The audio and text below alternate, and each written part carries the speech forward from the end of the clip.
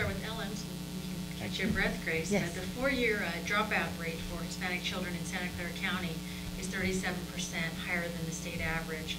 What should the County Office of Ed's responsibility be? What can they do about it? And what would the board's role be in policy and governance?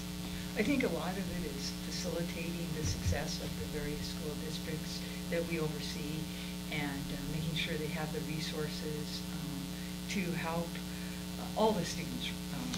It's unfortunate that there is a gap, and that 37% of the Hispanic students are dropping out of high school. And so working with the different districts to find out what we can do as a board, what we can do at the county level to help the school districts reduce that. I know the school that I was from, we were working quite hard to try to help all the students, but particularly the Hispanic students, and oftentimes they're English language learners. And so that's part of the issue with the gap, and trying to help them be successful in school. So at the county level, I think it really is facilitating the success of the various school districts. So that's the County Office of Ed. What about the board itself? What specific powers can you bring to bear as a board to help bridge that achievement gap? Making sure that the schools have the resources, making sure that if a school district brings something to our attention, that we address it, and then I think finding the resources for the schools, finding the research that we can push down to the schools, and letting them know this works, this has been successful, this has been helpful. So, because I see the role of the board not as interfering with the school districts, but trying to help the school districts succeed, and understanding that we're there to help them succeed. And Grace, it's a two-part question. The 4-year dropout rate for Hispanic children in Santa Clara County is 37% higher than the state average. So what should the County Office of Ed do about it? And then what is the board's role, specifically through your unique powers, to help bridge that achievement gap? The achievement gap is certainly one of the highest priorities for the board. And as we've been working with the new superintendent, Dr. Reese, he has made it one of the main goals too, is to work on meeting the needs for our Hispanic youth, which is the largest growing demographic in our area, especially Hispanic males, who have this also huge achievement gap. With respect to what can the county office do, certainly we have programs. But as far as board members can do, I think there's multiple ways as far as working, for instance, with the superintendent to make sure that that's a major goal, to bring it up front and personal, if you will, that we have programs directed towards that specific target. Dr. Weiss is very outcomes and results oriented, so he is putting together objectives that will be measurable and that we'll be able to see, how are we doing. Part of his plan, for instance, is to bring all of the county schools, which include juvenile hall, migrant education, alternative schools, Head Start, a lot of our programs which have a number of English language learners, to bring those programs kind of into shape with respect to a database that can help track and make sure that achievement's really happening, to be able to make all of our schools model schools then for the other districts. Since we don't have supervisory oversight over other districts, what we can do is encourage the other districts and try to help them out as we can. In some ways, they'll be able to influence and affect directly some of the charter schools, which have been supportive very much for the English language learners and Hispanic population. The Rocket Ship Charter School recently was just had a new groundbreaking, and so a number of us board members went. We were all very, very supportive of the school, and they're located in one of the poorest parts of San Jose, and they have a fantastic program which we want to support and continue supporting. And so in a similar vein, we went ahead and approved the Rocket Ship 2, which is another school they're going to be opening in the Alum Rock area. Again, an area that has high dropout, has high English language speakers, high poverty level.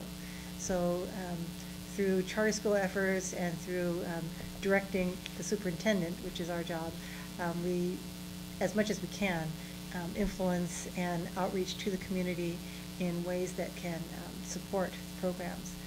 One of the meetings that I went to this last year at conferences was with respect to increasing the success level for Hispanic students. And two different programs that I heard about in both Los Angeles County and Orange County were fantastic as far as successful programs that I think we could bring, and I've spoken to the superintendent about them. The one feature that I'll just briefly mention on the Orange County program is that they found that in being able to really reach out to families, to the parents, and that for a lot of the kids, the parents are not easily accessible as far as going to school or going to volunteer on campus or going to parent ed meetings, that a lot of those parents are very busy and working very hard, such that instead of having parent ed meetings at school and on the weekends or evenings, they decided to take the parent ed meetings out to where the parents work. So they worked with hotel management, with corporate buildings, and had classes in the local sites. So they would arrange with the management to allow for brown bag lunches, and they would have bilingual translations to talk about what are grades like, why do your kids want to go to college, what is the benefits of different child development efforts. And so outreach like that, I think, is something that our school county office can do, and it would be something that I would just strongly suggest, and that, as I've said, I've mentioned to the superintendent, that we work on things like that. Thank you. Let's talk about charter schools. This county board takes a position which isn't followed uniformly throughout the state, that it can modify charter proposals through, in working with the applicant, through memorandums of understanding, as opposed to just taking a proposal and voting up yes or no, up or down. Let me start with you, Ellen. Do you think this is a good way of approaching charter schools? And in general, what is your view of charter schools? I think charter schools fulfill a purpose, and they definitely are helpful. I worked in an after-school program down in East San Jose, and that became a KIPP school, and I think that's been very successful. It was Matheson Middle School, and now it's KIPP. I also think you have to be careful with charter schools that you don't take resources away from the school district that could be used for programs that help all the students. So it's a delicate balance. It's a charter school. Is it helpful? Is it going to be a benefit for the students and for the district, or is it going to be draining resources away?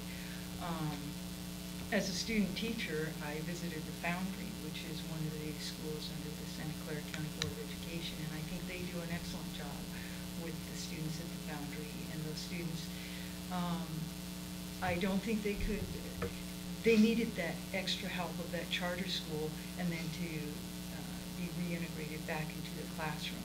So I think there is a definite purpose for charter schools, but you have to be careful in choosing what you will, which charter schools you will approve, and also what the needs are. And I know at the county level,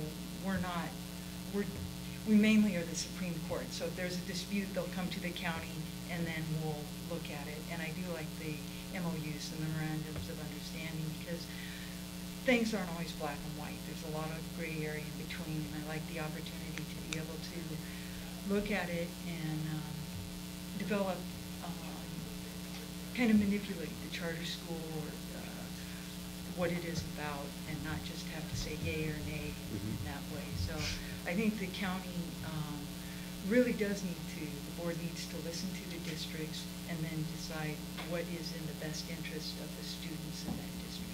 Now, can you think of any charter proposals, charters that the board has approved that you would have voted no or you disagree with? I haven't looked in depth at the different charter schools. I know there was issue with Bullis Charter School in Los Altos, and that seems to be successful. They're doing pretty well. It was a big fight, and it, I think, was tough,